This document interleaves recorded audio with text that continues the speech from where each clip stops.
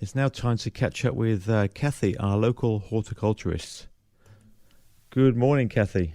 Good morning, Thurston. How are you this morning? Yeah, no, good. I'm glad to see that the weather's going to be sunny today. Oh, it's sunshine now. Yeah. We'll see how it goes. It's up and down spring weather. No, it says it should be sunny all day. Yeah, that's good. My daughter's getting married next Saturday. Oh, yeah, that's right. I remember you saying. That's something to look forward to. The weather doesn't look too good at the moment, so I'm hoping that's going to change. Yeah, I must admit, it looks like 15 and cold, doesn't it, Max? Yes. So I said, well, she might just have to change where she's having her photos. Yeah, is she? Is an inside reception, is it? Yes, it is. Oh, yes, yeah. which is good. But I've been organising the flowers for that because I'm going to do them myself.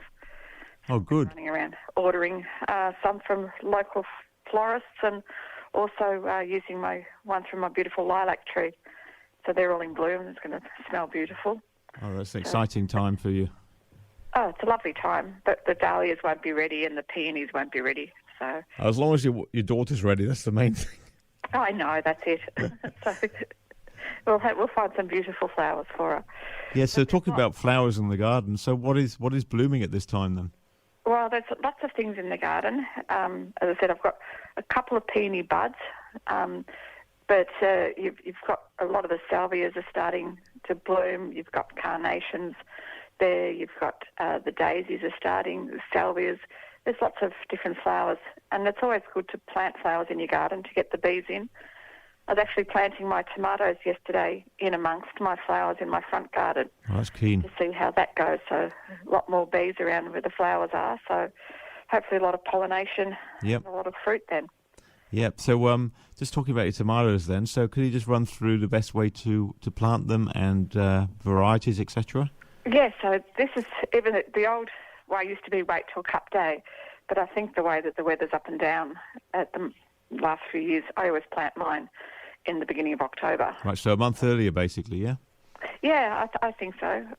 Then you've got more chance of them doing well. It can be too hot sometimes in November, or you can still sort of, like everyone tries to get them by Christmas. But I think that we generally don't get many frosts in October, and the soil's warmed up enough. And yeah, so there's lots of different varieties. And there's no risk anyway in doing it a month early anyway, is there? No. As I said, it's a good time.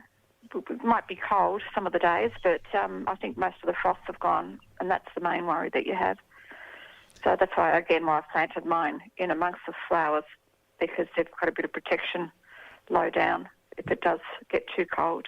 Yeah, so there's no you haven't put them inside a mineral water bottle or anything like that. They're actually exposed to in the ground. Yeah, just in the ground, yeah. So I bought some more advanced ones, some of the heirloom ones.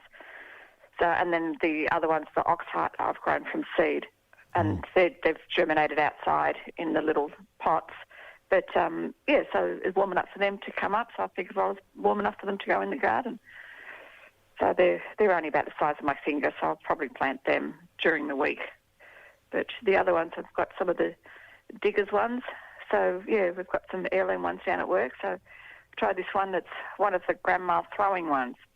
So it looks like a little bag of money when it forms. So it's good for sauce. And the other one's the Tigerella, which is an old variety. But there's so many different ones.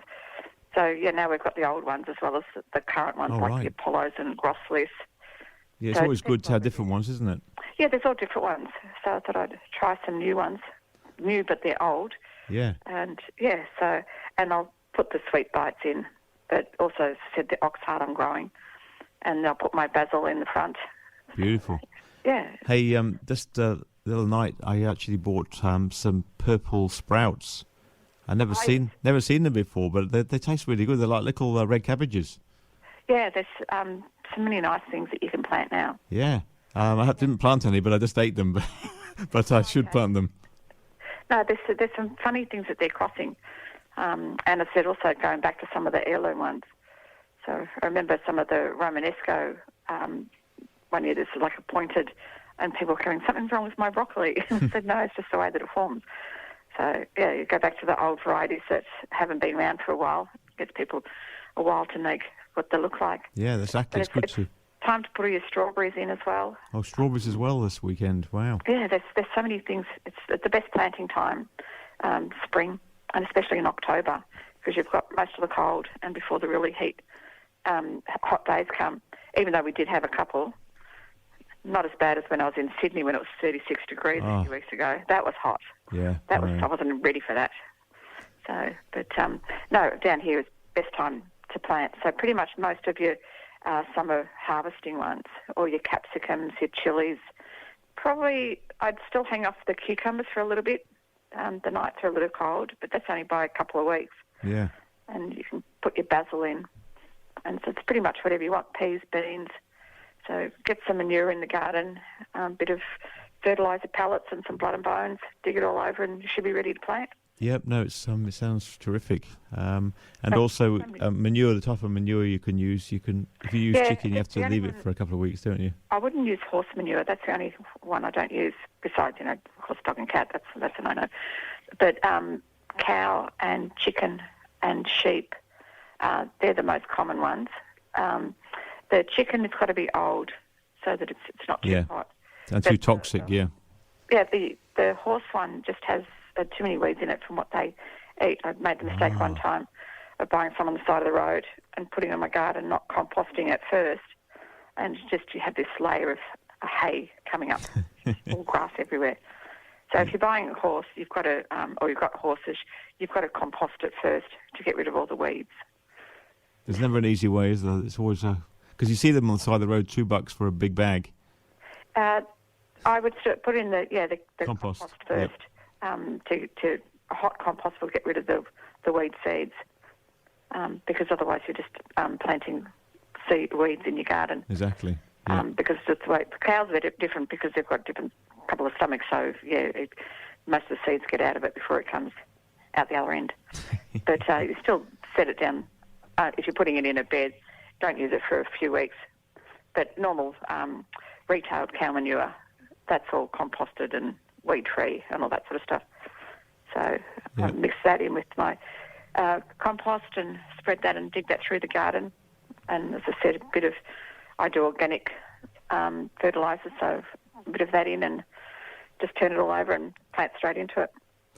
Good stuff. I was going to ask you about grass, unneeded grass, because it's growing like crazy at the moment. I know that you can use weed killer, but you have an alternative, don't you, for which is like an organic version? There's lots of alternatives to chemical weed killers. So it's depending. If you're wanting just weeds, it's just spot do, because most of the chemical ones are still non-selective. So it will kill whatever you put it on. Exactly. But there's ones in the same, everyone knows like the name Slasher, but there's other companies that are doing the same chemical as well. They're certified for input into organic gardening. It's still acid-based, so I wear a mask because I don't like the smell of it. But you can use those, and there's pine oil, and there's ones that are a combination of basically salt and vinegar. Oh. So, you just spray those on, and you can buy them in a concentrate or ready to use. So, again, you spot spray your weeds. So in the lawn, you'd have to do the same thing. There isn't one that will just do over the whole thing. The iron-based weed and feed, they're fairly good, and there's nothing really bad in them. So that you can put over your whole grass, and it will just get rid of your broadleaf weeds. Your lawn will go a bit black first, but then it will green up.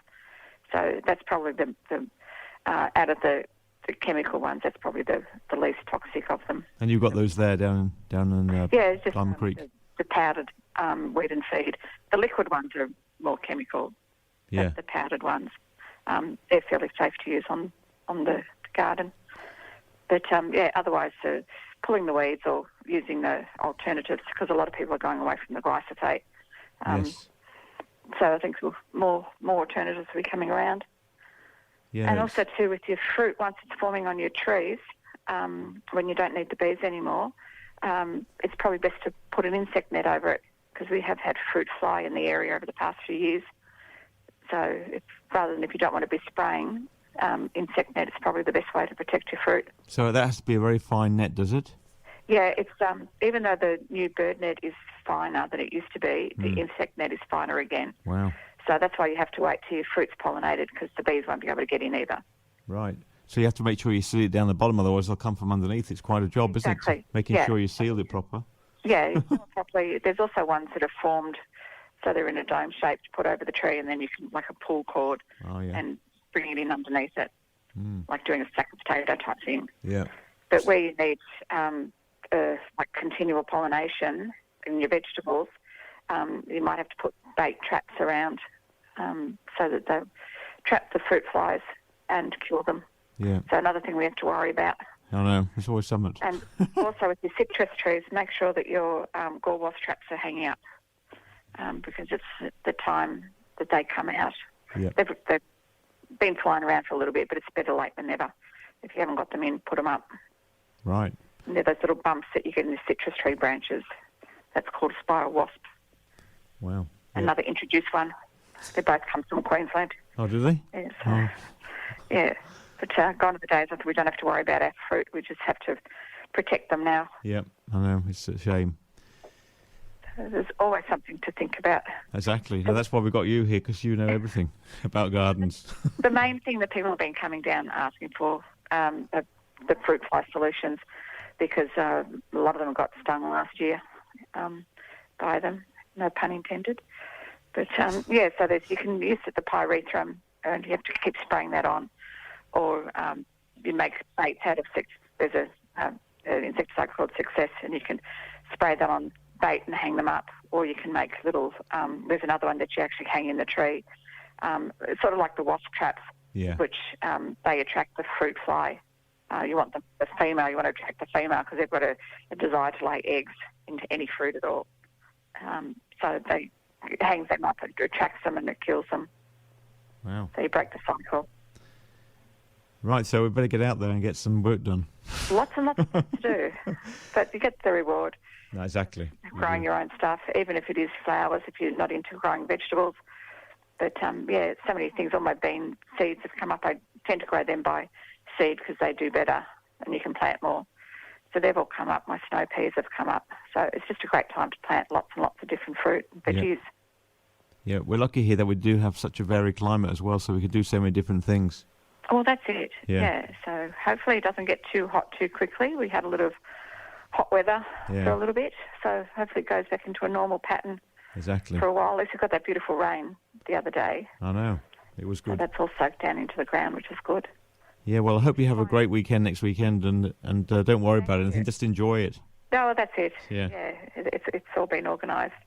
She's done a wonderful job of organising it all. Yeah, they're good, these girls these days, aren't they? They want to have everything their way. Oh, no, they're very, very sensible. Oh, is she? Oh, that's good. And she's been doing most of the stuff herself. Oh, right, that's good. She's very clever. Excellent. So I just said I wanted to do the flowers. Yeah, of course. You've got to get some involvement, yeah. Yeah, so we're not going to spend a fortune on flowers. Don't last that long. No, exactly. But it'll be pretty. No, it looks like a great occasion. I hope you enjoyed, and wish you all the best from us here at Plenty Valley FM. Well, hopefully the weather's nice. Yeah, well, you can't rely on that. Good on you, Kathy. Well, thanks for joining us today. Have a great time, and we'll catch up in November. You have a wonderful day today in this nice sunshine. Cheers, mate. Nice. Thanks for now. Bye. All right, bye-bye. See ya. Bye. All right, that was Kathy there from Mitre 10, our horticulturist. She's got plenty of things to get done in the garden.